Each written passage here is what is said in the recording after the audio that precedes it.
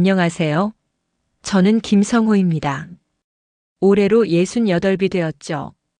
35년간 중학교에서 아이들을 가르치다가 교장으로 은퇴한 지도 벌써 3년째입니다. 경기도의 작은 도시, 이곳에서 저는 2층 단독주택에 홀로 살고 있습니다. 아침이면 창문으로 들어오는 햇살이 참 따뜻하죠. 하지만 그 따뜻함도 잠시, 텅 빈 집안은 금세 적막함으로 가득 찹니다. 오늘도 여느 날처럼 새벽 5시에 눈을 떴습니다. 평생의 습관이란 게 무서운 겁니다. 학교에 출근하지 않는데도 몸은 저절로 일어나죠. 침대 옆 탁자에는 아내의 사진이 놓여 있습니다. 5년 전 갑작스러운 뇌출혈로 떠났죠. 그날 아침도 평범했습니다. 아내는 된장찌개를 끓이고 있었고 저는 신문을 읽고 있었죠.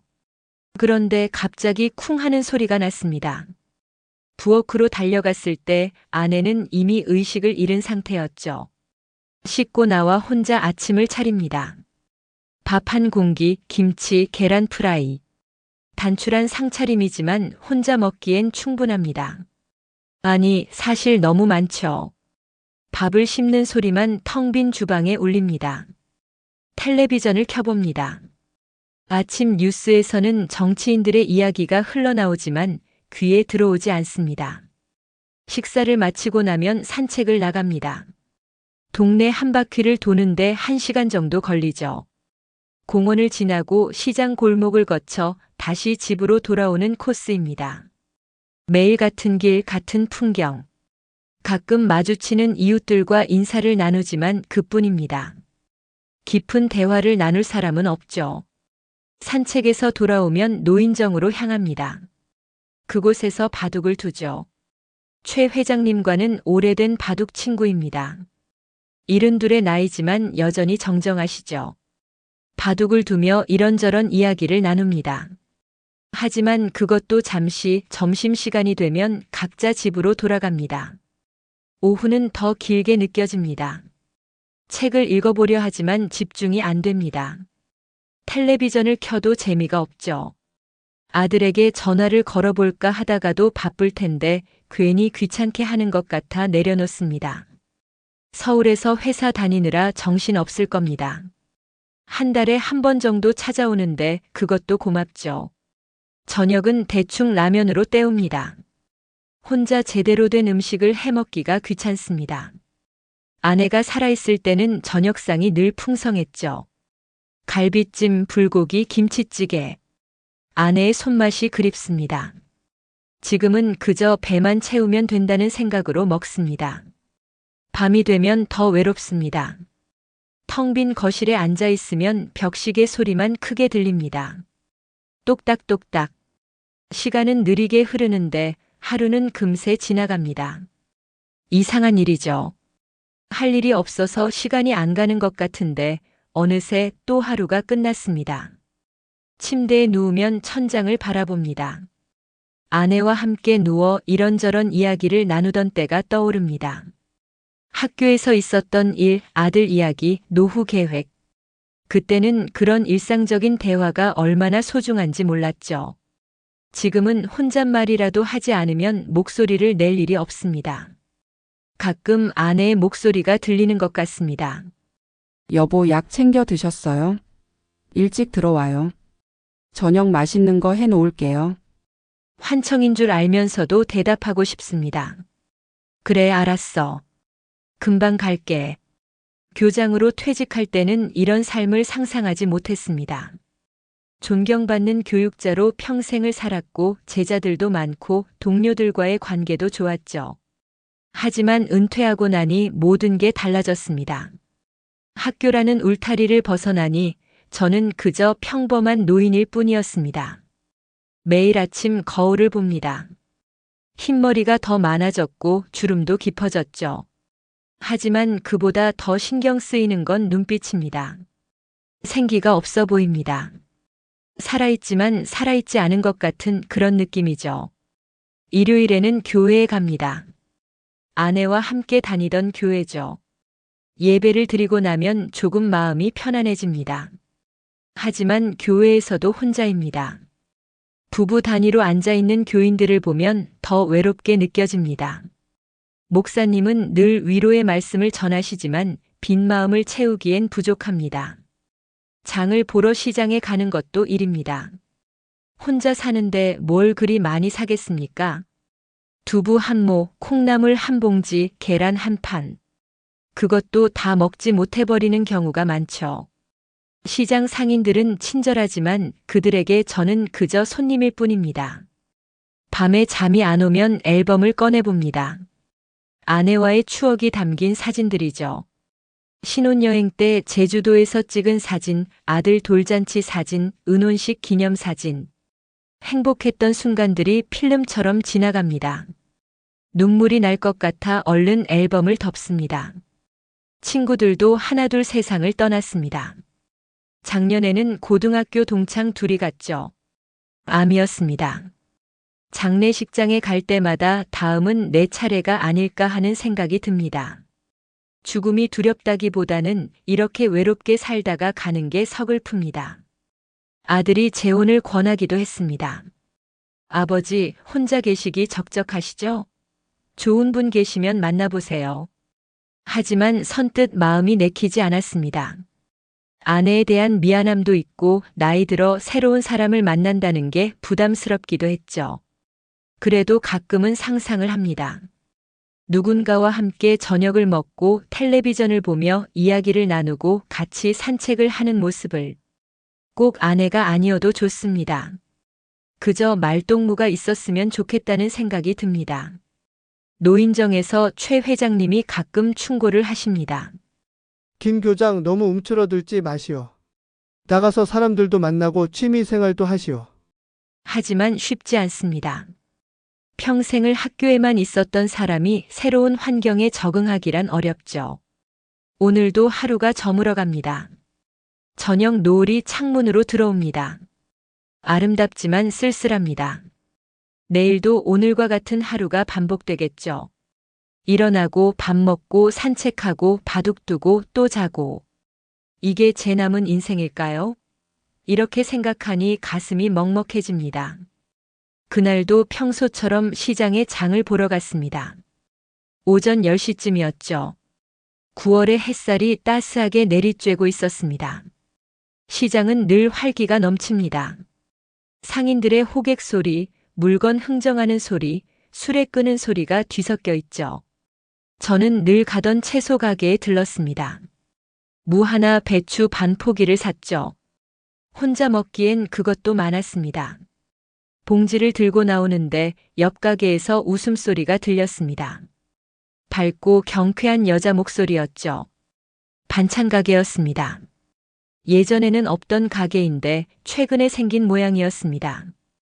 호기심에 가게 안을 들여다봤죠. 깔끔하게 진열된 반찬들이 눈에 들어왔습니다. 김치, 나물, 젓갈, 장아찌. 보기만 해도 군침이 돌았습니다. 가게 주인으로 보이는 여자분이 손님과 이야기를 나누고 있었습니다. 나이는 50 전후로 보였죠. 단정한 차림에 앞치마를 두르고 있었습니다. 무엇보다 인상적인 건 환한 미소였습니다. 오랜만에 보는 따뜻한 표정이었죠. 손님이 나가고 나서 저와 눈이 마주쳤습니다. 어서 오세요. 뭐 찾으시는 거 있으세요? 목소리가 참 부드러웠습니다. 저는 괜히 쑥스러워하며 대답했죠. 아, 그냥 구경 좀 하려고요. 이지연이라고 자기소개를 했습니다. 얼마 전에 가게를 열었다고 하더군요. 저도 인사를 했습니다. 김성호입니다. 근처에 삽니다. 이지연 씨는 반가워하며 자주 들러달라고 했죠. 가게를 나오려는데 이지연 씨가 불렀습니다. 아저씨, 무랑 배추 사셨네요? 김치 담그시려고요? 저는 고개를 끄덕였죠. 혼자 사는데 김치 담그기가 쉽지 않으시죠? 저희 가게 김치도 괜찮은데 한번 드셔보실래요? 작은 비닐팩에 김치를 조금 담아주었습니다. 서비스예요. 드셔보시고 맛있으면 사러 오세요. 김치를 받아들며 왠지 마음이 따뜻해졌습니다. 공짜로 뭘 받아서가 아니라 누군가 제게 관심을 보여준다는 게 오랜만이었죠. 집에 와서 점심에 그 김치를 먹어봤습니다. 적당히 익어서 맛이 좋았죠. 아내가 담그던 김치와는 조금 달랐지만 나름의 맛이 있었습니다. 혼자 밥을 먹으면서도 왠지 덜 쓸쓸한 기분이 들었습니다. 다음 날 저는 다시 반찬 가게를 찾았습니다. 김치가 맛있었다고 하니 이지연 씨가 환하게 웃었죠. 그래요? 다행이네요. 얼마나 드릴까요? 저는 작은 통 하나만 달라고 했습니다. 혼자 먹기엔 그것도 많았으니까요. 계산을 하며 이지연 씨가 물었습니다. 아저씨는 뭐 하시는 분이세요? 은퇴하신 것 같은데. 저는 교장으로 정년 퇴직했다고 대답했죠. 이지연 씨의 눈이 반짝였습니다. 아, 교장 선생님이셨구나. 어쩐지 품위가 있으시더라니. 그 후로 저는 일주일에 2~3번씩 반찬 가게를 들렀습니다. 반찬을 사러 가는 건지 이지연 씨와 이야기를 나누러 가는 건지 모르겠더군요. 가게가 한가할 때면 잠깐씩 대화를 나눴습니다. 날씨 이야기, 시장 이야기, 요즘 물가 이야기. 별것 아닌 대화였지만 즐거웠죠. 어느 날은 제가 산 채소를 보고 이지연 씨가 말했습니다. 그 무로 깍두기 담그시려고요? 제가 알려드릴까요? 비법이 있어요. 그날 오후 이지연 씨는 가게 문을 잠시 닫고 저와 함께 깍두기를 담갔습니다. 물을 썰면서 이런저런 이야기를 나눴죠. 이지연 씨도 혼자 산다고 했습니다. 10년 전에 이혼했다고 하더군요. 자식은 없고 반찬 가게로 생계를 유지한다고 했죠. 외롭지 않으세요? 제가 물었습니다. 이지연 씨는 쓸쓸하게 웃으며 대답했죠. 익숙해지면 괜찮아요. 하지만 가끔은 힘들죠. 저도 제 이야기를 했습니다. 아내를 잃은 지 5년이 되었다고, 아들은 서울에 있다고, 매일이 똑같아서 무료하다고. 이지연 씨는 고개를 끄덕이며 들어주었습니다. 공감의 눈빛이 느껴졌죠. 깍두기를 다 담그고 나서 이지연 씨가 말했습니다. 교장 선생님, 제가 가끔 밑반찬 만들면 갖다 드릴게요. 혼자 계시니까 반찬하기도 귀찮으시잖아요. 저는 손사래를 쳤지만 이지연 씨는 괜찮다며 웃었죠. 이웃 간에 그 정도는 도와야죠. 그날 이후로 이지연 씨와 더 가까워졌습니다. 가게에 갈 때마다 반가워해 주었고 때로는 차 한 잔을 내어주기도 했죠. 손님이 없을 때면 가게 앞 의자에 나란히 앉아 이야기를 나눴습니다. 이지연 씨는 제 이야기를 잘 들어주었습니다. 학교 이야기, 제자들 이야기, 옛날 추억들. 지루할 법도 한데 재미있다는 표정으로 들어주었죠. 가끔은 질문도 하고 감탄도 했습니다. 오랜만에 누군가와 깊은 대화를 나누는 기분이었습니다. 저도 이지연 씨의 이야기를 들었습니다. 젊었을 때는 대기업 사무직으로 일했다고 합니다. 결혼 후 남편 사업을 도우며 살았는데 사업이 망하면서 남편이 변했다고 하더군요. 결국 이혼하고 혼자 살며 이것저것 해보다가 반찬 가게를 열었다고 했죠. 힘든 인생을 살았구나 싶어 마음이 짠했습니다. 하지만 이지연 씨는 밝았습니다. 이제는 다 지난 일이에요. 앞으로가 중요하죠. 긍정적인 모습이 보기 좋았습니다. 어느 날 이지연 씨가 제안했습니다. 교장 선생님, 저녁 한번 같이 드실래요? 맨날 혼자 먹으니까 입맛도 없고 그러시죠? 저도 그래요. 가끔은 누군가와 같이 먹고 싶어요. 저는 잠시 망설였지만 결국 수락했습니다. 이지연 씨네 집은 가게 바로 위층이었습니다. 작지만 아늑한 공간이었죠. 정갈하게 차려진 밥상을 마주하니 가슴이 뭉클했습니다. 얼마 만에 누군가 차려준 밥을 먹어보는 건지. 된장찌개, 제육볶음, 나물 반찬들. 특별한 음식은 아니었지만 정성이 느껴졌습니다. 맛있게 먹는 제 모습을 보며 이지연 씨가 흐뭇하게 웃었죠. 역시 밥은 혼자보다 같이 먹어야 맛있어요. 식사를 하며 많은 이야기를 나눴습니다. 인생 이야기, 행복했던 순간들, 후회되는 일들. 이지연 씨는 좋은 청자였습니다. 때로는 웃고 때로는 진지하게 들어주었죠. 저도 마찬가지였습니다. 이지연 씨의 이야기에 귀 기울였습니다. 시간이 어떻게 갔는지 모르겠더군요. 시계를 보니 밤 9시가 넘었습니다. 저는 황급히 일어났죠. 너무 늦었네요. 폐를 끼친 것 같아 죄송합니다. 이지연 씨는 손을 저으며 말했습니다. 뭐요, 저도 즐거웠어요. 또 오세요. 집으로 돌아오는 길 발걸음이 가벼웠습니다. 마음도 한결 가벼웠죠. 오랜만에 포만감을 느꼈습니다. 배가 부른 포만감이 아니라 마음이 채워진 포만감이었습니다. 그날 밤 오랜만에 편안하게 잠들었습니다. 꿈에서 아내를 만났죠. 아내는 웃고 있었습니다. 잘 지내고 있는 것 같아 다행이야. 그 말이 왜인지 위로가 되었습니다. 계절이 깊어가고 있었습니다. 10월의 가을바람이 선선하게 불어왔죠. 저와 이지연 씨의 만남도 자연스럽게 늘어났습니다. 이제는 거의 매일 얼굴을 보는 사이가 되었죠. 아침 산책을 마치고 나면 자연스럽게 발걸음이 반찬 가게로 향했습니다. 이지연 씨는 늘 반갑게 맞아주었죠. 오셨어요, 교장 선생님. 오늘은 일찍 나오셨네요. 그 인사말이 하루를 시작하는 활력이 되었습니다. 이지연 씨는 제게 특별한 관심을 보였습니다. 어제는 잘 주무셨어요? 아침은 드셨고요? 감기 기운은 없으시고요? 사소한 안부지만 따뜻했죠. 누군가 제 건강을 걱정해주는 사람이 있다는 게 새삼 감사했습니다. 저도 이지연 씨에게 관심을 갖기 시작했습니다. 가게 일이 힘들지 않은지, 어제는 잘 쉬었는지, 몸은 괜찮은지, 서로를 챙기는 사이가 된 거죠.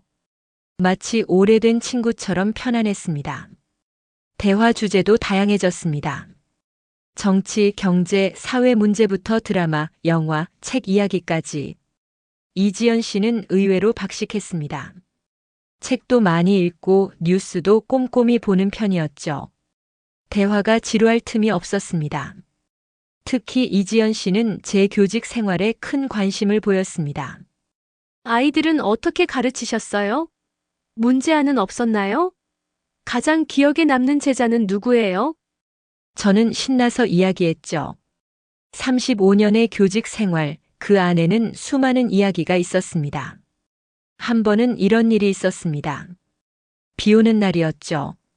저는 우산 없이 반찬 가게에 갔다가 비를 피하고 있었습니다.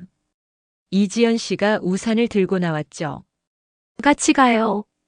제가 모셔다 드릴게요. 우산 하나에 어깨를 나란히 하고 걸었습니다. 묘한 설렘이 있었죠. 이지연 씨가 제 생일을 기억하고 있었던 것도 놀라웠습니다. 10월 18일 제 생일 아침에 이지연 씨가 미역국을 끓여주었죠. 생일 축하해요, 교장 선생님. 더 건강하게 오래오래 사세요. 눈물이 날 뻔했습니다. 아내가 떠난 후 처음으로 누군가 차려준 생일상이었으니까요. 주말에는 함께 근교로 나들이를 가기도 했습니다.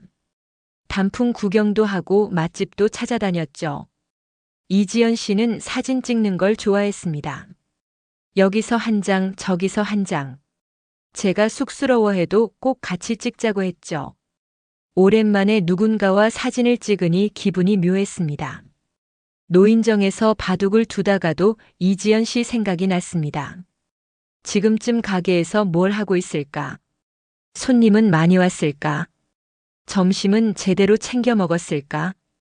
최 회장님이 농담을 하셨죠. 김 교장 요즘 딴 생각이 많은 것 같은데 혹시 무슨 일 있어? 저는 어색하게 웃으며 부인했지만 사실 최 회장님 말이 맞았습니다. 이지연 씨 생각을 자주 했죠. 아침에 눈 뜨면 오늘은 무슨 이야기를 나눌까 기대되고 밤에 자기 전에는 오늘 있었던 일을 떠올리며 미소 짓곤 했습니다. 이지연 씨도 제게 호감을 보이는 것 같았습니다. 제가 하루라도 가게에 들르지 않으면 전화를 했죠. 오늘은 안 오시나 했어요. 무슨 일 있으세요? 걱정하는 목소리가 진심으로 느껴졌습니다. 가끔은 제 집에도 찾아왔습니다. 밑반찬을 만들었다며 가져다 주곤 했죠. 집안을 둘러보며 이지연 씨가 혀를 찼습니다. 아이고, 남자 혼자 사니까 집이 이렇게 썰렁해요. 좀 꾸미셔야겠어요. 그러더니 다음에 올 때는 작은 화분을 가져왔죠. 집에 생명이 있어야 생기가 돈다고 했습니다. 저녁을 함께 먹는 일도 잦아졌습니다. 때로는 이지연 씨 집에서, 때로는 제 집에서, 때로는 동네 식당에서 둘이 마주 앉아 밥을 먹는 게 자연스러워졌죠. 대화는 끊이지 않았고 침묵도 어색하지 않았습니다. 이지연 씨는 제 건강을 세심하게 챙겼습니다. 약은 제때 드세요? 운동은 하고 계시죠? 술은 적당히 드시고요. 잔소리 같기도 했지만 기분이 나쁘지 않았습니다. 오히려 고마웠죠. 누군가 나를 걱정해주는 사람이 있다는 게. 저도 이지연 씨를 챙기기 시작했습니다. 가게 일이 힘들 때는 제가 도와주기도 했죠. 무거운 짐을 나르거나 진열을 정리하거나. 이지연 씨는 미안해하면서도 고마워했습니다. 교장 선생님이 이런 일까지 하시면 어떡해요? 하지만 저는 오히려 보람을 느꼈습니다. 어느 날 이지연 씨가 갑자기 물었습니다. 교장 선생님은 저를 어떻게 생각하세요? 뜬금없는 질문에 당황했죠. 좋은 이웃이자 친구라고 생각한다고 대답했습니다. 이지연 씨는 알 듯 모를 듯한 미소를 지었죠. 그래요, 친구. 좋네요. 하지만 저도 알고 있었습니다. 이지연 씨에 대한 제 감정이 단순한 우정 이상이라는 걸. 가슴이 설레고 기다려지고 보고 싶은 마음. 이 나이에 이런 감정을 느끼다니 스스로도 놀랐죠. 하지만 부끄럽지는 않았습니다. 오히려 살아있다는 느낌이 들었습니다.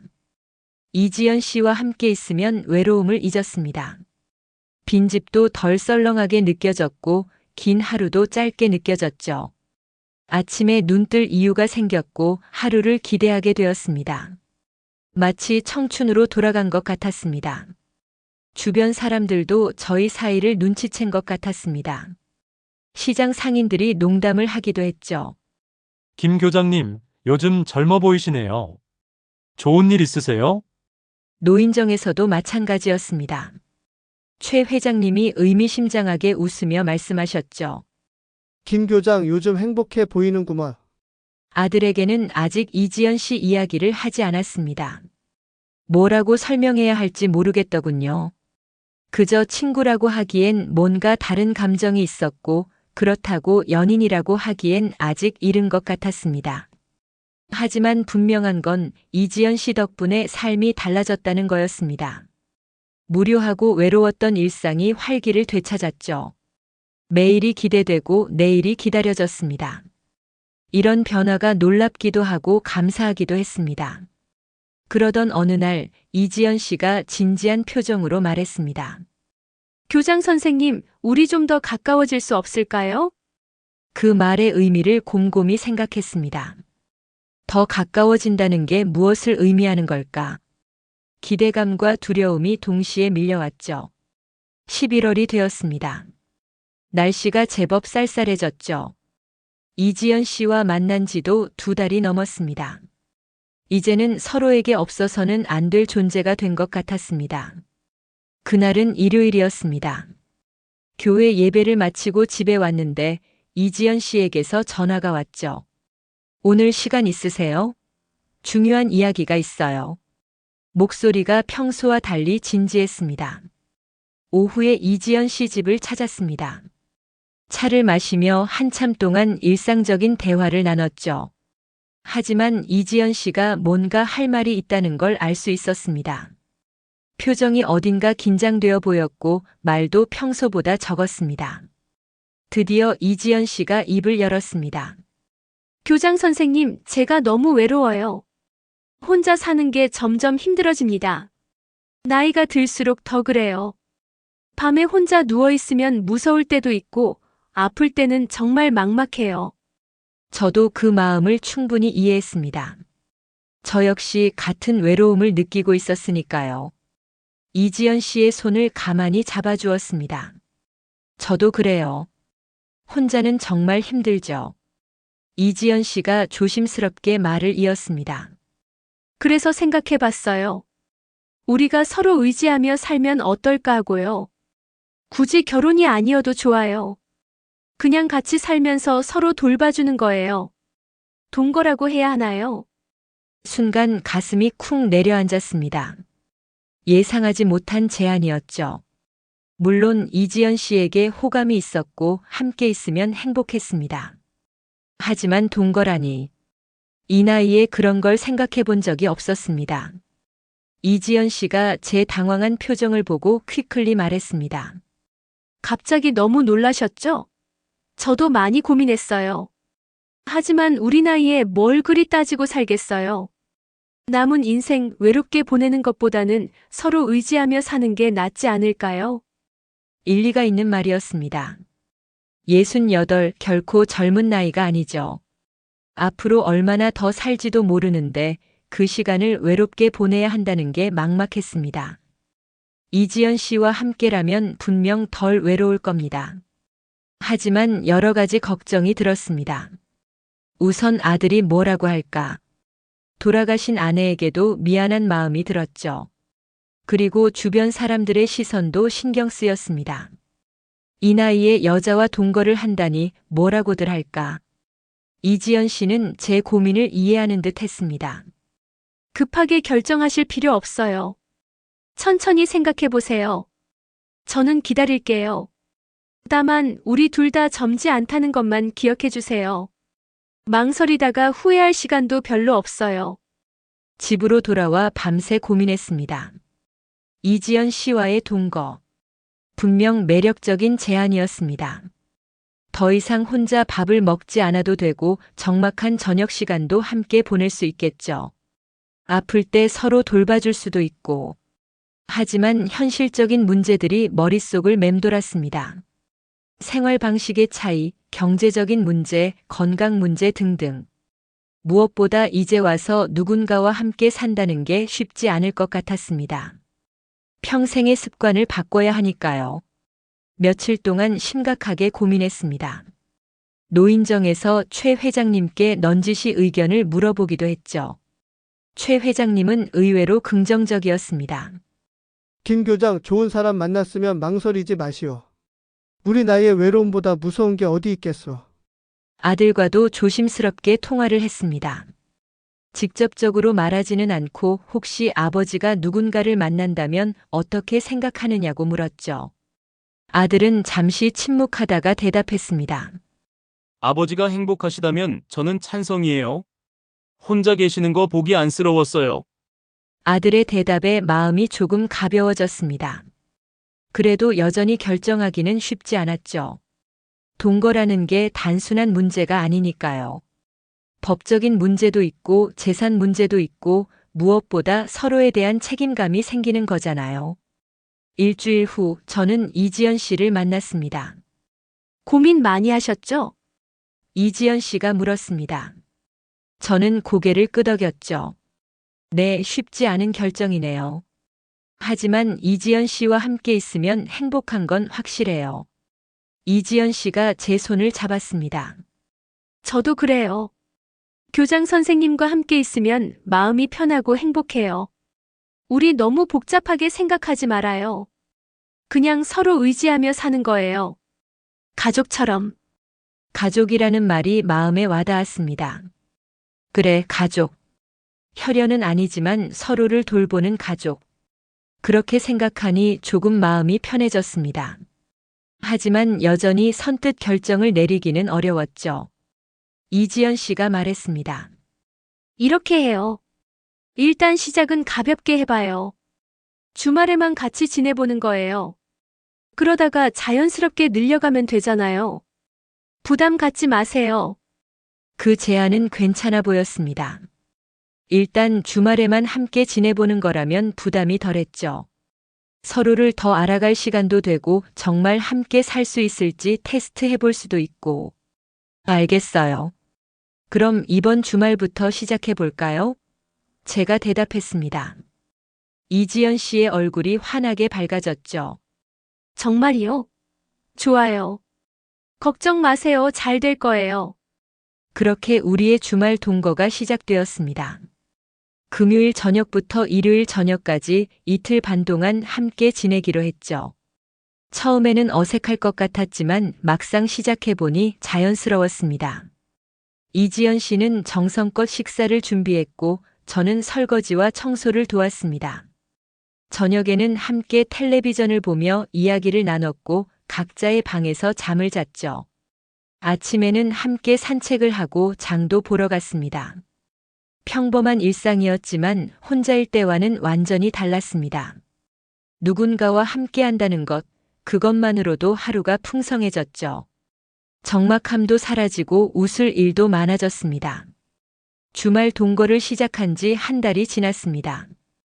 이제는 금요일이 기다려질 정도로 익숙해졌죠. 이지연 씨와 보내는 주말은 늘 즐거웠습니다. 맛있는 음식을 함께 먹고 영화도 보고 가끔은 가까운 곳으로 드라이브도 갔죠. 12월 어느 날 이지연 씨가 조심스럽게 말을 꺼냈습니다.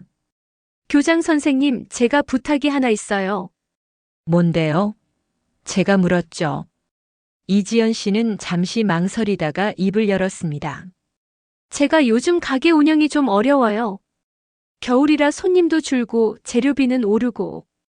혹시 생활비를 조금 도와주실 수 있을까요? 물론 제가 집안일도 더 열심히 할게요. 순간 당황했습니다. 경제적 지원을 요청하리라고는 생각하지 못했죠. 하지만 이지연 씨의 처지를 생각하니 이해가 갔습니다. 혼자 가게를 운영하는 게 쉽지 않을 테니까요. 얼마나 필요하세요? 제가 물었습니다. 이지연 씨는 머뭇거리며 대답했죠. 한 달에 100만 원 정도면 충분해요. 가게 월세랑 생활비로 쓸 거예요. 100만 원. 적은 돈은 아니었지만 감당할 수 없는 금액도 아니었습니다. 연금과 저축으로 생활하는 제게는 여유가 있었으니까요. 무엇보다 이지연 씨가 제게 해주는 것들을 생각하면 그 정도는 할 수 있을 것 같았습니다. 알겠어요. 도와드릴게요. 제가 대답하자 이지연 씨의 얼굴이 밝아졌습니다. 정말이요? 고마워요. 정말 미안하고 고마워요.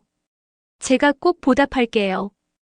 그 후로 매달 초에 이지연 씨 통장으로 100만 원을 보냈습니다. 이지연 씨는 더욱 정성껏 저를 돌봐주었죠. 음식도 제 입맛에 맞춰 준비했고 빨래와 청소도 깔끔하게 해주었습니다. 하지만 한 달이 지나자 이지연 씨가 또 다른 부탁을 했습니다. 교장 선생님, 제 차가 너무 낡아서 고장이 자주 나요. 혹시 차량 구입을 도와주실 수 있을까요? 중고차라도 괜찮아요. 이번에는 좀 부담스러웠습니다. 차는 적어도 1,000만 원 이상이 필요할 테니까요. 하지만 이지연 씨가 장을 보러 다니고 가게 물건을 나르는데 차가 필요한 건 사실이었습니다. 며칠을 고민한 끝에 중고차를 사주기로 했습니다. 1,500만 원짜리 소형차였죠. 이지연 씨는 너무 기뻐했습니다. 어떻게 이런 큰 선물을. 평생 잊지 않을게요. 꼭 갚을게요. 하지만 갚는다는 말과 달리 요구는 점점 늘어났습니다. 가게 인테리어를 바꿔야 한다. 새 냉장고가 필요하다. 겨울옷을 사야 한다. 처음에는 조심스럽게 부탁했지만 점차 당연하게 요구하는 것처럼 느껴졌습니다. 저도 바보는 아니었습니다. 뭔가 이상하다는 생각이 들기 시작했죠. 이지연 씨가 진심으로 제게 호감이 있는 건지 아니면 경제적 도움이 필요해서 제게 접근한 건지 헷갈렸습니다. 어느 날 조심스럽게 물어봤습니다. 이지연 씨, 혹시 저한테 너무 많은 걸 바라는 건 아닌가요? 이지연 씨는 서운한 표정을 지었죠. 그런 말씀을 하시다니. 저는 교장 선생님을 진심으로 생각해요. 경제적인 도움은 우리가 함께 살기 위해 필요한 거잖아요. 그 말도 일리가 있었습니다. 함께 산다면 생활비는 당연히 함께 부담해야 하니까요. 하지만 왜인지 마음 한구석이 불편했습니다. 이런 관계가 정상적인 건지 의문이 들었죠. 최 회장님께 넌지시 이야기를 했더니 걱정스러운 표정을 지으셨습니다. 김 교장 조심하시오. 요즘 황혼 로맨스를 빙자한 사기가 많다고 들었소. 돈만 빼먹고 떠나는 사람들이 있다더구먼. 그 말에 가슴이 철렁했습니다. 설마 이지연 씨가 그런 사람일까? 하지만 완전히 부정할 수도 없었습니다. 생각해보니 이지연 씨에 대해 아는 게 별로 없었죠. 과거 이야기도 대충 들었을 뿐이고. 하지만 이지연 씨와 함께 있을 때의 행복감은 진짜였습니다.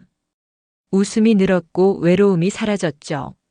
설령 돈이 좀 들더라도 이런 행복을 살 수 있다면 괜찮지 않을까 하는 생각도 들었습니다.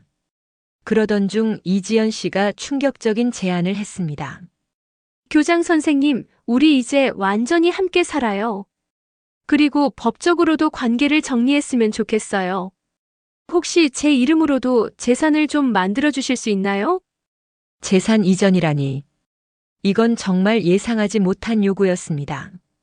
아무리 가까운 사이라도 재산을 나눈다는 건 쉬운 일이 아니었죠. 게다가 아들에게 물려줄 재산인데.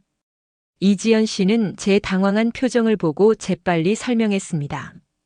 오해하지 마세요. 욕심이 아니에요. 그저 제가 교장 선생님을 돌보는 대가로 최소한의 보장을 받고 싶은 거예요. 혹시 교장 선생님이 먼저 돌아가시면 저는 어떻게 되나요? 그동안 희생한 시간은요? 희생이라는 말이 가슴에 박혔습니다. 이지연 씨가 제와 함께 있는 걸 희생이라고 생각한다니. 서운하면서도 현실적인 말이었죠. 확실히 이지연 씨 입장에서는 불안할 수 있겠다는 생각이 들었습니다. 생각할 시간을 주세요. 이건 정말 중요한 문제니까요. 제가 말했습니다. 이지연 씨는 고개를 끄덕였지만 표정은 밝지 않았죠. 빨리 결정해 주세요.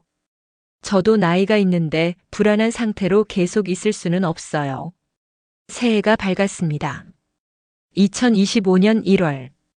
이지연 씨와의 관계는 더욱 깊어졌지만 동시에 복잡해지기도 했죠. 재산 문제에 대한 압박이 계속되었습니다. 어느 날 저녁 이지연 씨가 서류를 들고 왔습니다. 교장 선생님, 이거 좀 봐주세요. 변호사한테 상담받고 온 거예요. 재산 일부를 제 명의로 하는 방법이래요.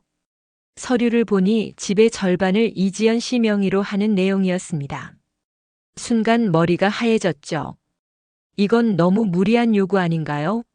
집은 제가 평생 모은 재산인데. 이지연 씨의 표정이 차갑게 변했습니다. 그럼 저는요? 저도 나이 50인데 교장 선생님 돌보느라 제 인생을 바치고 있어요. 최소한의 보장도 없이 계속 이렇게 살라고요? 그날 밤 처음으로 큰 싸움을 했습니다.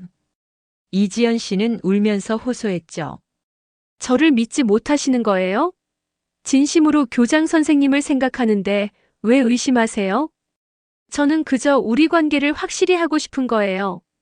며칠 동안 냉전이 계속되었습니다. 이지연 씨는 밥도 제대로 차려주지 않았고 말도 건네지 않았죠. 집 안 분위기가 얼어붙었습니다. 이런 게 진짜 동거인가 싶어 회의감이 들었습니다. 결국 제가 먼저 화해를 청했습니다. 미안해요. 너무 의심했나 봐요. 다시 생각해 볼게요. 이지연 씨는 그제야 표정이 풀렸죠. 저도 미안해요. 너무 성급했어요. 천천히 결정하세요. 하지만 화해도 잠시 이지연 씨의 요구는 더 노골적이 되었습니다. 교장 선생님, 우리 이제 진짜 부부처럼 살아요. 같은 방도 쓰고 더 친밀한 관계가 되는 거예요. 나이가 있어도 아직 늦지 않았잖아요. 68배 나이에 그런 요구를 받으니 당황스러웠습니다. 물론 이지연 씨에게 호감이 있었지만 육체적 관계까지는 생각하지 못했죠. 아내가 떠난 후 그런 생각 자체를 하지 않고 살았으니까요. 이지연 씨는 제 망설임을 보고 서운해했습니다. 저는 여자가 아닌가요? 교장 선생님한테는 그저 가정부인가요? 진짜 사랑한다면 당연한 거 아닌가요? 압박감이 심해졌습니다. 매일 밤 이지연 씨는 제 방문을 두드렸죠. 오늘은 제 방에서 주무세요. 외로워요. 처음에는 정중히 거절했지만 이지연 씨의 표정이 점점 어두워지는 걸 보니 마음이 약해졌습니다. 결국 한 방을 쓰게 되었습니다. 하지만 제 나이와 건강 상태로는 이지연 씨의 기대를 충족시키기 어려웠죠. 병원에서는 무리하지 말라고 했습니다. 심장에 무리가 갈 수 있다고 했죠. 이지연 씨는 실망한 표정을 숨기지 않았습니다. 약이라도 드셔보세요. 요즘은 좋은 약이 많다던데. 아니면 병원에서 치료라도 받아보시죠. 그 말에 자존심이 상했습니다. 이 나이에 그런 약까지 먹어가며 해야 하나 싶었죠. 하지만 이지연 씨를 실망시키고 싶지 않은 마음도 있었습니다. 결국 병원을 찾았죠. 의사는 제 나이와 건강 상태를 고려하면 무리하지 않는 게 좋다고 했습니다. 특히 심장이 약한 편이라 조심해야 한다고 했죠. 그런데도 이지연 씨는 계속 요구했습니다. 노력이 부족한 거예요. 저를 사랑한다면 더 노력하셔야죠. 다른 할아버지들은 70에도 팔팔하다던데. 그 말에 모욕감까지 느껴졌습니다. 어느 날 밤 무리를 하다가 가슴이 답답해졌습니다. 숨이 잘 쉬어지지 않고 식은땀이 났죠. 이지연 씨는 놀라서 물을 가져다 주었지만 왠지 진심으로 걱정하는 것 같지는 않았습니다. 다음 날 병원 응급실에 갔습니다. 의사는 심각한 표정으로 말했죠. 심장에 무리가 많이 갔습니다. 앞으로는 정말 조심하셔야 해요. 자칫하면 큰일 날 수 있습니다. 집에 돌아와 이지연 씨에게 의사의 말을 전했습니다. 그런데 이지연 씨의 반응이 의외였죠. 핑계대지 마세요. 그냥 저한테 관심이 없는 거잖아요. 다른 여자였으면 그러셨을까요? 그 말에 화가 났습니다. 내가 죽을 수도 있다는데 그게 중요한가요? 이지연 씨는 차갑게 대답했죠. 그럼 왜 저랑 같이 사는 거예요? 동거의 의미가 뭔데요? 그날 이후로 관계가 급속히 악화되었습니다. 이지연 씨는 툭하면 짜증을 냈고 제가 하는 일마다 트집을 잡았죠. 밥이 맛없다, 집이 지저분하다, 대화가 재미없다. 모든 게 불만인 것 같았습니다. 저도 스트레스를 받기 시작했습니다. 혈압이 오르고 두통이 잦아졌죠. 잠도 제대로 못 잤습니다.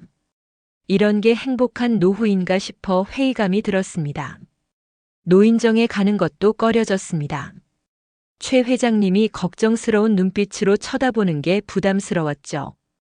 얼굴이 안 좋아 보이는데 무슨 일 있느냐고 물어도 대답하기 어려웠습니다. 아들과의 통화도 줄었습니다. 목소리만 들어도 뭔가 이상하다는 걸 눈치챌 것 같았죠. 아버지 괜찮으세요? 목소리가 힘이 없으신데. 아들의 걱정에도 괜찮다고만 대답했습니다. 어느 날 이지연 씨가 또 폭탄 선언을 했습니다. 교장 선생님, 저 임신할 수도 있어요. 그럼 어떻게 하실 거예요?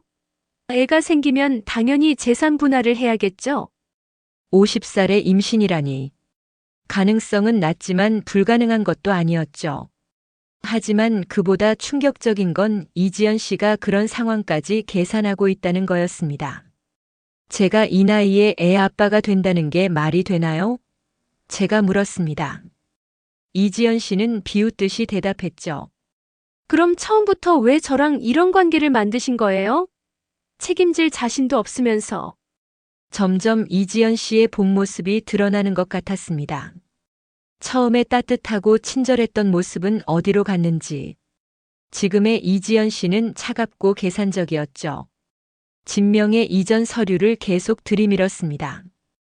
빨리 서명하세요. 더 이상 기다릴 수 없어요. 안 그러면 저는 나갈 거예요. 협박처럼 들렸습니다. 하지만 이상하게도 이지연 씨가 떠난다는 말에 안도감이 들었습니다. 차라리 혼자가 낫겠다는 생각이 들 정도로 지쳐 있었죠. 이런 관계를 계속 유지하느니 외롭더라도 평화롭게 사는 게 나을 것 같았습니다. 2월의 찬바람이 여전히 매서웠습니다. 이지연 씨와의 관계는 더욱 차가워졌죠. 이제는 한 집에 살면서도 남보다 못한 사이가 되었습니다. 아침에 일어나면 이지연 씨는 이미 나가고 없었습니다. 저녁에 돌아와도 제대로 된 대화 한 번 없이 각자 방으로 들어갔죠. 식사도 따로 했습니다. 동거가 아니라 그냥 하숙생 같은 느낌이었습니다. 그런데도 이지연 씨는 계속 돈을 요구했습니다. 생활비는 여전히 매달 나갔고 추가로 이것저것 필요하다며 돈을 달라고 했죠. 거절하면 며칠씩 얼굴도 보이지 않았습니다. 몸 상태는 점점 나빠졌습니다.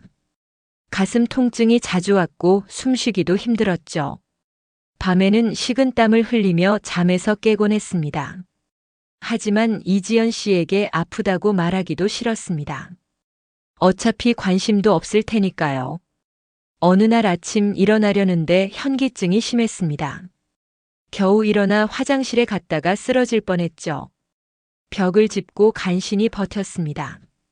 거울에 비친 제 얼굴은 창백했고 눈 밑에는 다크서클이 짙게 깔려 있었습니다. 병원에 가야겠다고 생각하고 있는데 이지연 씨가 부엌에서 소리쳤습니다. 아침도 안 드시고 어디 가세요? 병원에 좀 다녀오려고요. 또 꾀병이에요? 약간만 낭비하지 마세요. 그 말에 분노가 치밀었지만 참았습니다. 더 이상 싸울 기력도 없었죠. 묵묵히 병원으로 향했습니다. 의사는 검사 결과를 보며 심각한 표정을 지었습니다. 스트레스를 너무 많이 받으셨네요. 심장 상태가 많이 안 좋아졌어요. 당분간 절대 안정이 필요합니다. 입원을 하시는 게 좋겠어요. 입원이라니. 하지만 집에 가봤자 편히 쉴 수도 없을 것 같아 입원을 결정했습니다. 이지연 씨에게 전화를 걸었죠. 며칠 입원을 해야 할 것 같아요. 이지연 씨의 대답은 차가웠습니다. 그래요? 알아서 하세요. 3일 동안 입원해 있는 동안 이지연 씨는 한 번도 병문안을 오지 않았습니다. 전화 한 통 없었죠. 오히려 아들이 소식을 듣고 서울에서 달려왔습니다. 아버지, 왜 이렇게 됐어요? 누가 봐도 스트레스 때문인 것 같은데.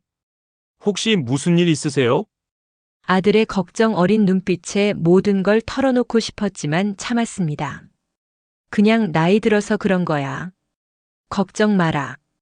퇴원해서 집에 돌아왔을 때 이지연 씨는 거실에서 텔레비전을 보고 있었습니다. 제가 들어와도 쳐다보지도 않았죠.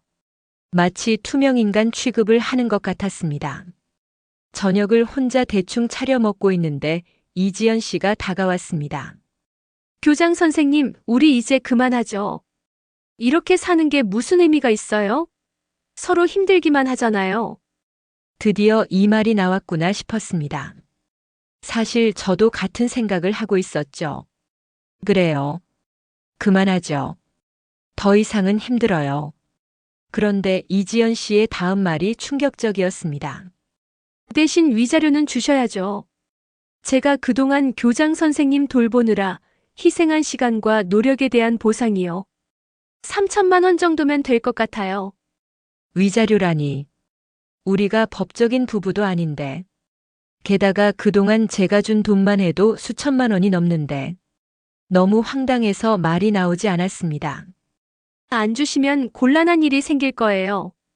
제가 그동안 교장 선생님과의 관계를 증명할 자료가 많거든요.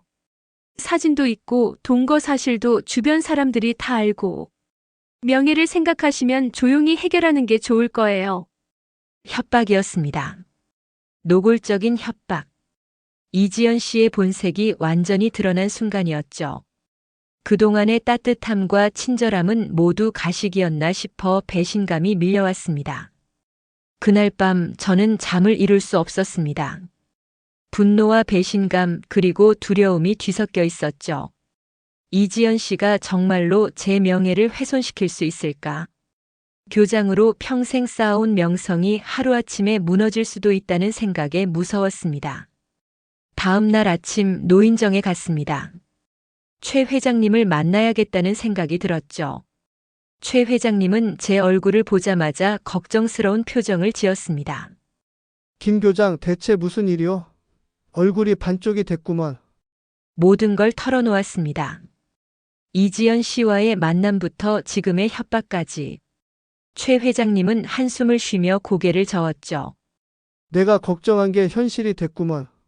그 여자 처음부터 돈이 목적이었던 것 같소. 최 회장님이 중요한 정보를 알려주었습니다. 사실 그 여자에 대한 소문을 들었소. 전에도 비슷한 일이 있었다더군. 다른 동네에서 한 노인과 동거하다가 돈만 뜯어내고 떠났다는 얘기요. 충격이었습니다. 이지연 씨가 상습범이었다니. 저는 완전히 속은 거였습니다. 순진하게 진심이라고 믿었던 제가 바보 같았죠. 어떻게 해야 할까요? 제가 물었습니다. 최 회장님은 단호하게 말했죠. 절대 돈을 주면 안 돼요. 증거를 모아서 맞서야 해. 필요하면 경찰에 신고도 하고. 교장 선생님이 당당하게 나가야 하오. 집에 돌아와 생각을 정리했습니다. 이지연 씨와의 모든 대화를 떠올리고 증거가 될 만한 것들을 찾기 시작했죠. 통장 거래 내역, 문자 메시지, 녹음 파일. 다행히 중요한 대화는 몰래 녹음해둔 게 있었습니다. 밤이 깊어갈수록 결심이 굳어졌습니다. 더 이상 당하고만 있을 수 없다. 이지연 씨의 정체를 밝히고 정당하게 맞서야 한다. 비록 아프고 힘들지만 마지막 자존심은 지켜야겠다고 생각했습니다. 최 회장님의 조언을 듣고 나서 저는 이지연 씨에 대해 조사를 시작했습니다. 먼저 시장 상인들에게 물어봤죠. 이지연 씨를 얼마나 알고 계시는지, 과거에 대해 아는 게 있는지. 놀랍게도 많은 사람들이 이지연 씨를 의심스럽게 보고 있었습니다. 과일 가게 아주머니가 조심스럽게 말했죠. 그 사람 여기 온 지 1년도 안 됐어요? 전에 어디서 뭘 했는지도 잘 모르고. 가끔 이상한 남자들이 찾아와서 뭐라고 하고 가던데. 정육점 사장님도 비슷한 이야기를 했습니다. 한 번은 빚쟁이처럼 보이는 사람들이 와서 소란을 피운 적이 있어요. 이지연 씨가 돈을 안 갚는다고. 그때 보니까 뭔가 깨끗한 사람은 아닌 것 같더라고요. 더 구체적인 정보가 필요했습니다.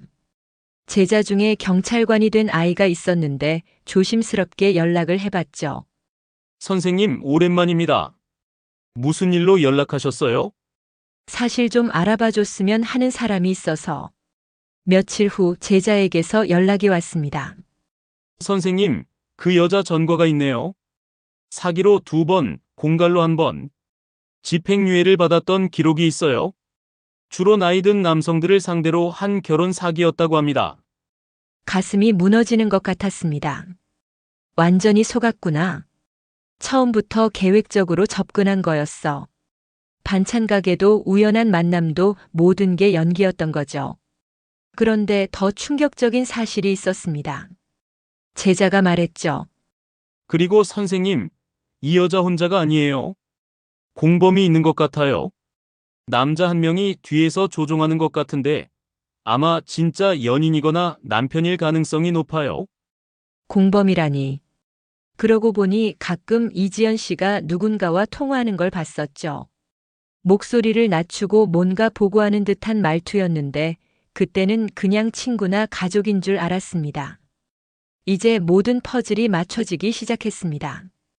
이지연 씨는 처음부터 저를 타깃으로 삼았고 계획적으로 접근해서 감정을 흔들고 점차 경제적 요구를 늘려간 거였죠. 하지만 증거가 더 필요했습니다. 저는 작은 녹음기를 구입했습니다. 이제부터 이지연 씨와의 모든 대화를 녹음하기로 했죠. 특히 협박하는 내용은 반드시 증거로 남겨야 했습니다. 기회는 빨리 왔습니다. 이지연 씨가 다시 찾아와 위자료를 요구했죠. 이번에는 금액을 올렸습니다. 5천만 원을 달라고 했습니다. 저는 침착하게 녹음기를 작동시키고 대화를 이어갔습니다. 왜 갑자기 금액이 올랐죠? 제가 물었습니다. 이지연 씨는 당당하게 대답했죠. 생각해보니 너무 적은 것 같아서요. 제가 당신 때문에 포기한 게 얼마나 많은데. 그리고 이 관계를 동네 사람들한테 다 알릴 수도 있어요. 교장 선생님 체면이 말이 아니겠죠? 명백한 협박이었습니다. 저는 일부러 더 구체적으로 물었죠. 그럼 5천만 원을 주면 조용히 헤어지는 건가요? 더 이상 요구 안 하고요? 이지연 씨가 비웃듯이 말했습니다. 글쎄요, 그건 나중에 생각해 봐야겠죠. 일단 5천만 원부터 주세요. 안 그러면 내일부터 동네방네 소문을 퍼뜨릴 거예요. 늙은 교장이 젊은 여자한테 추태를 부렸다고. 완벽한 증거를 확보했습니다. 저는 그날 밤 제자였던 변호사에게 연락했죠. 선생님을 도와드리고 싶습니다. 이런 악질적인 사기꾼은 반드시 처벌받아야 해요. 장 변호사는 제가 모은 증거들을 검토하고 말했습니다. 충분해요. 협박, 공갈, 사기 혐의로 고소할 수 있습니다. 오히려 선생님이 피해자예요. 걱정하지 마세요. 다음 날 저는 이지연 씨를 만났습니다. 평소와 달리 단호한 표정으로 말했죠. 이지연 씨, 당신의 정체를 다 알아냈어요. 전과 기록도 있고 공범도 있다는 것도 알고 있어. 이지연 씨의 얼굴이 순간 굳어졌습니다. 뭐라고요? 저는 서류 봉투를 꺼내 보여주었죠. 여기 다 있어. 당신의 전과 기록, 사기 전력, 그리고 어제 협박한 내용 녹음 파일도 있어요. 이지연 씨는 당황한 표정으로 말을 더듬었습니다. 이건 불법이에요. 몰래 녹음하다니. 저는 차분하게 대답했죠. 공갈 협박을 당하는 상황에서 자기 방어를 위한 녹음은 합법이요. 변호사한테 이미 확인받았어요. 분위기가 완전히 바뀌었습니다. 이제 주도권은 제게 있었죠. 이지연 씨는 갑자기 태도를 바꿨습니다. 교장 선생님 오해예요. 저는 진심으로. 하지만 저는 단호하게 말을 끊었습니다. 그만하시오. 이제 두 가지 선택이 있어. 조용히 떠나든지 아니면 경찰에 고소를 당하든지. 어떻게 하시겠소? 이지연 씨는 잠시 침묵하다가 독을 품은 목소리로 말했습니다. 좋아요. 떠날게요. 하지만 교장 선생님도 무사하지 못할 거예요. 제가 가만히 있을 것 같아요? 저는 미소를 지으며 대답했습니다. 걱정 마시오. 이미 경찰에 신고할 준비가 다 되어 있으니까. 그리고 당신 공범도 조사받게 될 거요. 그 남자 말이오. 공범 이야기가 나오자 이지연 씨의 얼굴이 하얗게 질렸습니다. 어떻게 그걸? 네, 알았어요. 조용히 떠날게요. 다시는 연락하지 마세요. 이지연 씨가 떠나겠다고 했지만 저는 안심할 수 없었습니다. 그런 사람들이 쉽게 포기할 리 없다는 걸 알았죠. 예상대로 며칠 후 이지연 씨에게서 다시 연락이 왔습니다. 교장 선생님 다시 생각해 봤는데 이렇게 끝낼 수는 없어요. 제가 그동안 들인 시간과 노력을 생각하면 최소한의 보상은 받아야겠어요. 역시 그렇게 나오는군요.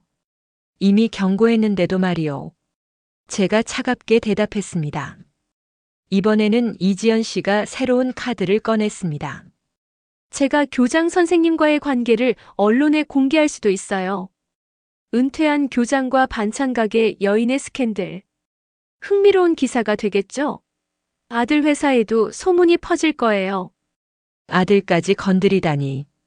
분노가 치밀어 올랐지만 침착함을 유지했습니다. 저는 이미 모든 준비를 마쳤습니다. 장 변호사와 함께 대응 방안을 세웠고 경찰에도 사전 상담을 받았죠. 좋아요. 그럼 직접 만나서 이야기합시다. 내일 오후 2시 시청 앞 카페에서 봐요. 제가 제안했습니다. 이지연 씨는 의외라는 듯 대답했죠. 좋아요. 현명한 선택이에요. 다음 날 약속 장소에 먼저 도착했습니다. 장 변호사도 근처 테이블에 앉아 있었고 제 주머니에는 녹음기가 들어 있었죠. 모든 준비를 마치고 이지연 씨를 기다렸습니다. 이지연 씨가 들어왔습니다. 그런데 혼자가 아니었죠. 건장한 남자가 함께였습니다. 아마 그 공범인 것 같았습니다. 둘은 제 앞에 앉았습니다. 남자가 먼저 입을 열었습니다. 저는 이지연 씨의 사촌 오빠입니다. 가족 일이니까 제가 나섰어요. 우리 동생이 많이 상처받았어요. 적절한 보상이 필요하다고 봅니다. 사촌 오빠라고요? 웃기는 소리 하지 마시오. 당신들이 한 팀이라는 거 다 알고 있어요. 제가 단도직입적으로 말했습니다. 남자의 표정이 굳어졌습니다. 무슨 소리를 하는 거예요? 우리는 그저 저는 서류를 꺼내 테이블에 올려놓았습니다. 여기 있소. 당신들의 전과 기록, 공모 관계 증거, 그리고 다른 피해자들의 진술서까지. 사실 장 변호사가 더 조사를 해준 결과 이들에게 당한 피해자가 저 말고도 3명이나 더 있었습니다. 모두 비슷한 수법으로 당했죠. 외로운 노인에게 접근해서 감정을 이용하고 돈을 뜯어낸 뒤 사라지는 패턴이었습니다. 이지연 씨와 남자의 얼굴이 창백해졌습니다. 어떻게 이걸 다 남자가 말을 더듬었죠. 저는 차분하게 말을 이었습니다. 다른 피해자분들과 연락이 닿았어요. 모두 고소할 준비가 되어 있어.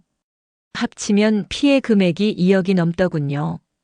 이건 단순 사기가 아니라 조직적 사기죠. 형량이 꽤 높을 거요.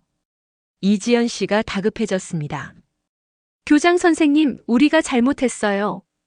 제발 한 번만 봐주세요. 조용히 사라질게요. 정말이에요. 남자도 태도를 바꿨습니다. 저희가 받은 돈 다 돌려드릴게요. 고소만은 하지 말아주세요. 전과가 더 생기면 정말 큰일 나요. 그제야 본색을 드러내는군요. 하지만 이미 늦었어요. 저는 단호하게 말했습니다. 그때 장 변호사가 다가왔습니다. 제 소개를 하죠. 김성호 선생님의 법률 대리인입니다. 지금 이 대화도 모두 녹음되고 있고 증인도 있습니다. 장 변호사가 서류를 꺼내며 말을 이었습니다. 두 분께는 2가지 선택이 있습니다. 첫째, 지금까지 받은 돈을 모두 반환하고 각서를 쓰는 겁니다. 다시는 김 선생님께 접근하지 않겠다는 내용으로요. 둘째, 형사고소를 진행하는 겁니다. 다른 피해자들과 함께 집단 고소가 될 거고 언론에도 공개될 겁니다. 이지연 씨와 남자는 서로를 쳐다보며 눈빛으로 대화를 나눴습니다. 결국 남자가 한숨을 쉬며 말했죠. 알겠습니다. 돈을 반환하겠습니다. 각서도 쓰겠고요. 대신 고소는 하지 말아주세요. 장 변호사가 미리 준비한 각서를 꺼냈습니다. 여기 서명하시고 일주일 안에 전액 반환하세요. 만약 약속을 어기면 즉시 고소 절차에 들어갑니다. 이지연 씨는 떨리는 손으로 각서에 서명했습니다. 남자도 마지못해 서명했죠. 그리고는 허둥지둥 카페를 빠져나갔습니다. 장 변호사가 제게 말했습니다. 선생님, 잘하셨어요. 이제 끝났습니다. 저들이 다시는 접근하지 못할 거예요. 하지만 저는 마음이 복잡했습니다. 분명 승리했지만 허무함이 밀려왔죠. 그동안의 시간이 모두 거짓이었다는 사실이 서글펐습니다. 일주일 후 약속대로 돈이 입금되었습니다. 제가 그동안 준 돈의 대부분이었죠. 완전히 회수하지는 못했지만 이 정도면 다행이라고 생각했습니다. 그런데 며칠 후 뜻밖의 연락을 받았습니다. 다른 피해자 중 한 분이었죠. 김 선생님 덕분에 저도 용기를 얻었습니다. 저도 돈을 일부 돌려받았어요. 정말 감사합니다. 다른 피해자들도 연락을 해왔습니다. 모두들 감사하다고 했죠. 누군가 나서서 맞서준 덕분에 자신들도 구제받을 수 있었다고. 최 회장님도 축하해 주셨습니다. 김 교장 대단하시오. 그런 사기꾼들한테 당당히 맞서다니. 다른 노인들에게도 좋은 본보기가 됐어. 아들도 안도했습니다. 아버지, 정말 다행이에요. 혹시 무슨 일이 생길까봐 얼마나 걱정했는지 몰라요. 앞으로는 조심하세요. 3월에 봄바람이 불어왔습니다. 이지연 씨가 떠난 지 한 달이 지났죠. 집은 다시 조용해졌지만 이상하게도 마음은 평온했습니다. 매일 아침 일어나면 창문을 활짝 열었습니다. 신선한 공기가 들어오고 햇살이 거실을 가득 채웠죠. 혼자 차린 아침상이지만 든든했습니다. 더 이상 누군가의 눈치를 보지 않아도 되니까요. 노인정에도 다시 나가기 시작했습니다. 최 회장님과 바둑을 두며 이런저런 이야기를 나눴죠. 다른 노인분들도 제 이야기를 듣고는 혀를 찼습니다. 요즘 그런 사기꾼들이 많다더니 정말이구먼. 조심해야겠어. 제 경험이 다른 사람들에게 교훈이 되었습니다. 노인정에서 특별 강연도 했죠. 황혼 사기의 수법과 대처 방법에 대해 많은 분들이 관심 있게 들어주셨습니다. 어르신들, 외로움을 이용하는 사람들이 있습니다. 달콤한 말, 과도한 친절, 급속한 친밀감. 이런 것들을 조심하셔야 해요. 그리고 금전 요구가 시작되면 즉시 의심하세요. 한 할머니가 손을 들고 질문했습니다. 그럼 우리 같은 노인들은 평생 혼자 살아야 하나요? 외로운 건 어떻게 해요? 좋은 질문이었습니다. 저도 그 부분에 대해 많이 생각했죠. 외로움은 분명 힘든 감정입니다. 하지만 그렇다고 아무나 믿어서는 안 돼요. 진짜 인연은 시간을 두고 천천히 만들어가는 거예요. 서두르지 마세요. 아들이 주말에 찾아왔습니다. 아버지, 많이 외로우시죠? 제가 더 자주 와야 하는데. 아들의 미안해하는 표정에 저는 웃으며 대답했습니다. 괜찮다. 내가 잘 살고 있는 것만으로도 충분해. 사실 혼자 있는 시간이 나쁘지만은 않았습니다. 책도 읽고 일기도 쓰고 옛 제자들과 연락도 하고 이지연 씨와 있을 때는 할 수 없었던 일들이었죠. 특히 일기 쓰기를 다시 시작한 게 좋았습니다. 하루를 정리하고 생각을 글로 표현하니 마음이 차분해졌죠. 오늘은 무엇을 했고 무엇을 느꼈는지 소소하지만 의미 있는 기록들이었습니다. 어느 날 시장에 장을 보러 갔다가 이지연 씨의 반찬 가게 자리를 지나게 되었습니다. 이미 다른 가게가 들어서 있었죠. 순간 복잡한 감정이 들었지만 이내 발걸음을 옮겼습니다. 과거는 과거일 뿐이니까요. 교회 활동도 더 적극적으로 참여했습니다. 주일학교 교사로 봉사를 시작했죠. 아이들을 가르치는 건 여전히 즐거운 일이었습니다. 할아버지 선생님 하고 달려오는 아이들을 보면 마음이 따뜻해졌습니다. 노인대학에도 등록했습니다. 컴퓨터 수업, 역사 강좌, 건강 체조. 배울 게 많았죠. 같은 반 어르신들과 친구도 되었습니다.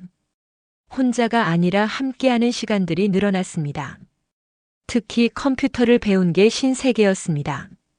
인터넷으로 뉴스도 보고 유튜브로 옛날 노래도 듣고 손자 같은 젊은 강사가 친절하게 가르쳐 주었죠. 할아버지 잘하시네요. 그 칭찬에 어깨가 으쓱했습니다. 건강 관리에도 신경을 썼습니다. 매일 아침 공원에서 체조를 하고 일주일에 3번은 수영장에 갔죠.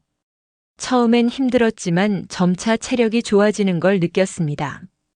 심장도 안정되고 혈압도 정상으로 돌아왔습니다. 식사도 신경 써서 챙겼습니다. 혼자 먹더라도 제대로 차려 먹자. 그게 제 다짐이었죠.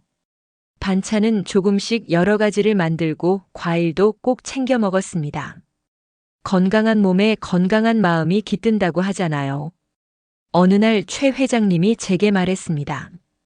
김 교장 요즘 얼굴이 훨씬 좋아 보여. 예전에 김 교장으로 돌아온 것 같구먼. 그 말에 저도 거울을 봤습니다. 정말 표정이 밝아져 있었죠. 제자들과의 모임도 다시 시작했습니다. 한 달에 한 번 저녁 모임을 가졌죠. 선생님, 그동안 연락도 잘 안 되시고 걱정했어요. 제자들의 걱정에 미안하면서도 고마웠습니다. 장 변호사가 가끔 안부를 물어왔습니다. 선생님, 잘 지내시죠? 혹시 또 그런 일 있으면 꼭 연락하세요. 든든한 제자들이 있다는 게 큰 힘이 되었습니다. 봄이 깊어가면서 마음도 점점 가벼워졌습니다. 이지연 씨와의 일은 쓰라린 경험이었지만 덕분에 많은 걸 배웠죠. 진정한 관계란 무엇인지, 외로움을 어떻게 극복해야 하는지, 무엇보다 깨달은 건 혼자여도 충분히 행복할 수 있다는 거였습니다. 스스로를 사랑하고 주변 사람들과 건강한 관계를 맺으며 의미 있는 일을 하면서 살아가는 것. 그것만으로도 충만한 삶이 될 수 있었습니다. 어느 날 저녁 일기에 이렇게 썼습니다. 오늘도 좋은 하루였다. 아침에 수영을 하고 점심은 노인정에서 친구들과 먹었다. 오후에는 주일학교 수업 준비를 했다. 저녁은 아들과 통화하며 혼자 먹었지만 외롭지 않았다. 내일은 또 어떤 하루가 펼쳐질까? 기대된다. 창밖으로 봄비가 내리기 시작했습니다. 촉촉이 젖는 대지처럼 제 마음도 새로운 생명력으로 채워지고 있었죠. 비록 혼자지만 결코 외롭지 않은 저녁이었습니다. 마지막으로 모든 분들께 전하고 싶은 말이 있습니다. 외로움은 누구에게나 찾아옵니다. 특히 우리 같은 노년에는 더욱 그렇죠. 하지만 그 외로움 때문에 성급한 선택을 해서는 안 됩니다. 시간을 두고 상대를 알아가세요. 진짜 인연이라면 기다려줄 거예요. 그리고 혼자라는 것을 두려워하지 마세요. 혼자여도 충분히 행복하고 의미 있는 삶을 살 수 있습니다. 중요한 건 스스로를 사랑하고 주변과 건강한 관계를 맺는 거예요. 저는 이제 69이 되었습니다. 앞으로 얼마나 더 살지 모르지만 남은 날들을 후회 없이 살아가려 합니다. 매일 감사하며 웃으며 베풀며 살아가렵니다. 그것이 진정한 황혼의 지혜가 아닐까요? 여러분도 건강하고 행복한 노후를 보내시길 바랍니다. 감사합니다.